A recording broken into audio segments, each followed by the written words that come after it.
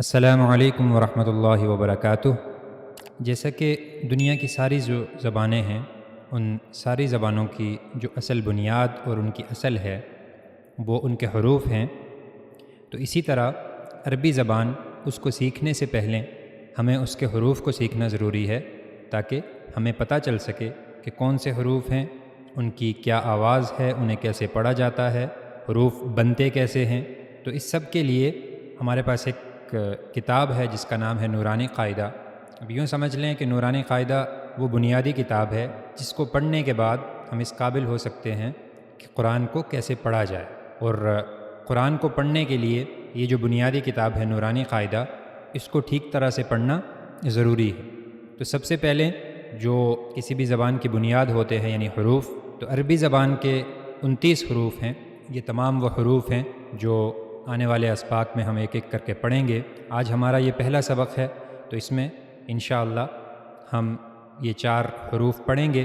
تو شروع کرتے ہیں، اور شروع کرنے سے پہلے تعوذ تسمیہ یعنی اعوذ باللہ اور بسم اللہ، جب بھی کوئی کام شروع کیا جاتا ہے تو اس سے پہلے تعوذ تسمیہ پڑھنا اللہ تعالیٰ کا حکم بھی ہے، اور جب تعوذ تسمیہ پڑھ لیا جاتا ہے تو اللہ تعالیٰ کی مدد بھی شامل ہو جاتی ہے۔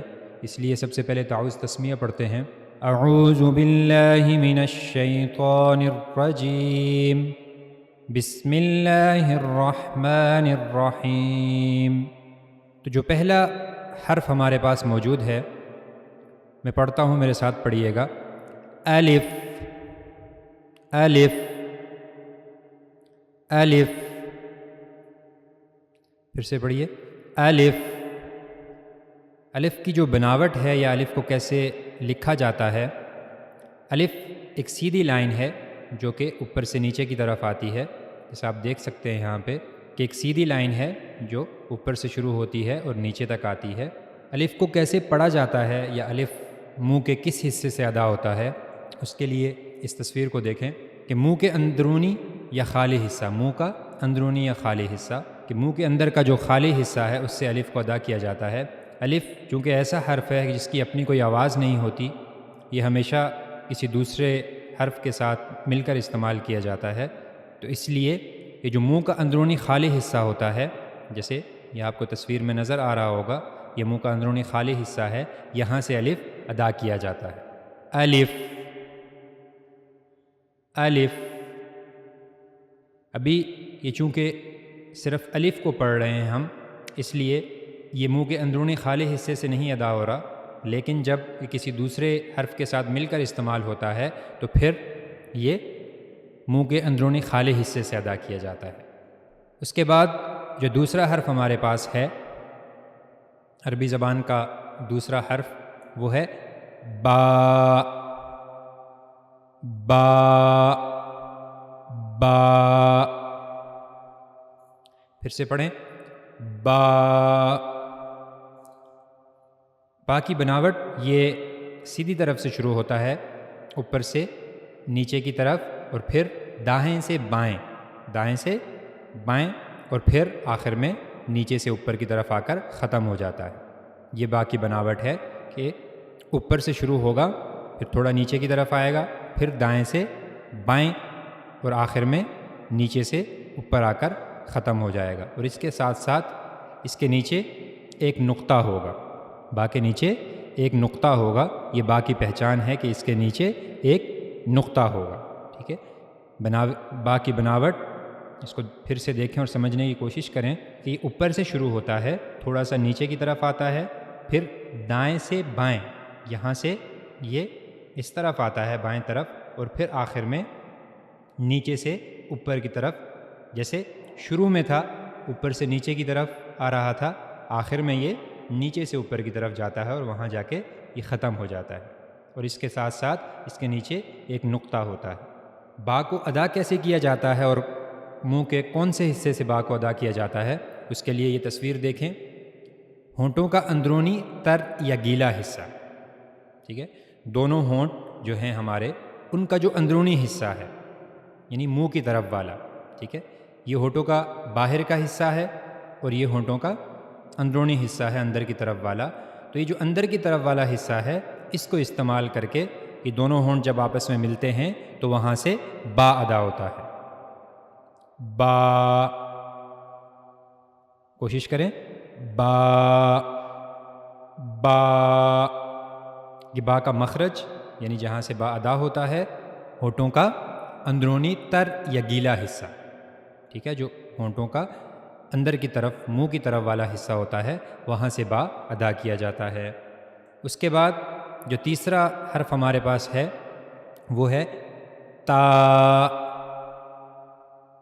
تا تا. پھر سے پڑھیں. تا. تا کی بناوٹ بھی با کی طرح ہے، ٹھیک ہے. تا کی جو بناوٹ ہے وہ بھی بالکل با کی طرح ہے.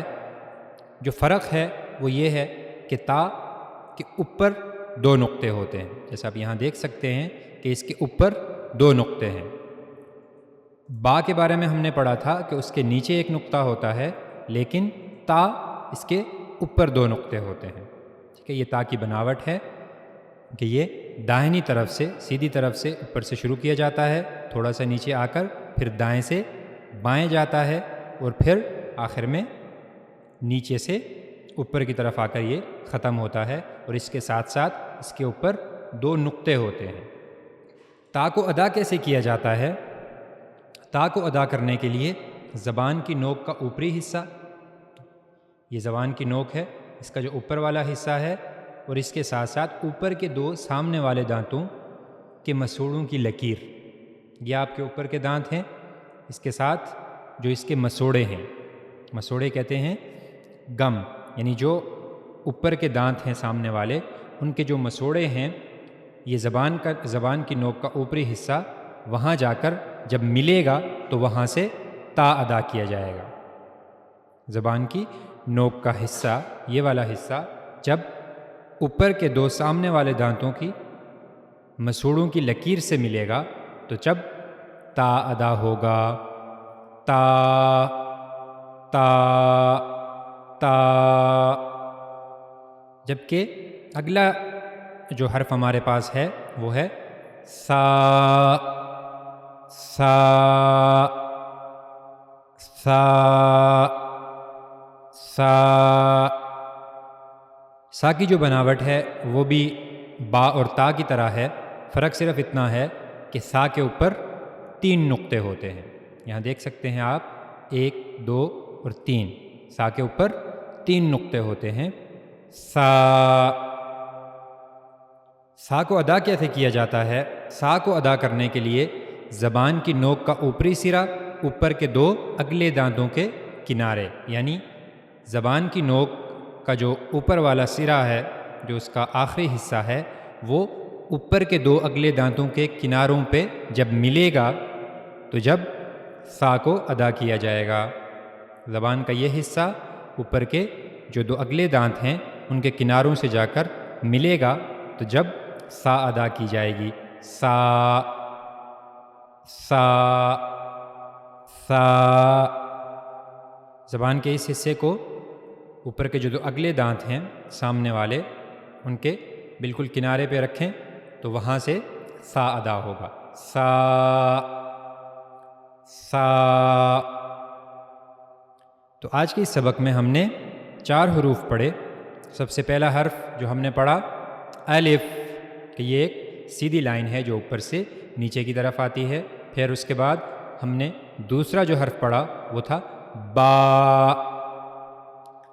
با، کہ با کی بناوٹ یہ اوپر سے شروع ہوتا ہے، تھوڑا سا نیچے کی طرف آتا ہے، پھر دائیں سے بائیں جاتا ہے، دائیں سے بائیں جاتا ہے، اور پھر آخر میں نیچے سے اوپر کی طرف آ کر با کو ختم کیا جاتا ہے، اور اس کے ساتھ اس کے نیچے ایک نقطہ ہوتا ہے. اس کے بعد تیسرا حرف جو تھا تا. تا، اور تا کے بارے میں ہم نے یہ پڑھا کہ اس کی بناوٹ بھی با ہی کی طرح ہے، فرق صرف اتنا ہے کہ تا کے اوپر 2 نقطے ہوتے ہیں. اور اگلا حرف جو ہم نے پڑھا وہ تھا سا. اس کی بناوٹ بھی بالکل با اور تا کی طرح ہے، فرق یہ ہے کہ سا کے اوپر 3 نقطے ہوتے ہیں. سا کے اوپر کتنے نقطے ہوتے ہیں؟ 3۔ پھر اس کے بعد ہم نے ان تمام حروف کو ادا کیے جانے کے بارے میں پڑھا کہ ان کو کیسے ادا کیا جاتا ہے اور منہ کے کون سے حصے سے ان کو ادا کیا جاتا ہے۔ تو سب سے پہلے ہم نے الف کے بارے میں پڑھا کہ الف منہ کا جو اندرونی خالی حصہ ہے وہاں سے ادا کیا جاتا ہے، اور ہم نے ساتھ میں یہ بھی پڑھا کہ الف یہ کبھی بھی اکیلا نہیں آتا، ہمیشہ کسی دوسرے حرف کے ساتھ مل کر آتا ہے، اور جب یہ کسی دوسرے حرف کے ساتھ مل کر آتا ہے تو تب یہ منہ کا جو اندرونی خالی حصہ ہے وہاں سے ادا کیا جاتا ہے۔ پھر با کے بارے میں ہم نے پڑھا کہ دونوں ہونٹ جب آپس میں ملتے ہیں اور دونوں ہونٹوں کا اندرونی حصہ جو منہ کی طرف والا ہے وہ جب آپس میں ملتا ہے تو تب با ادا ہوتا ہے، با۔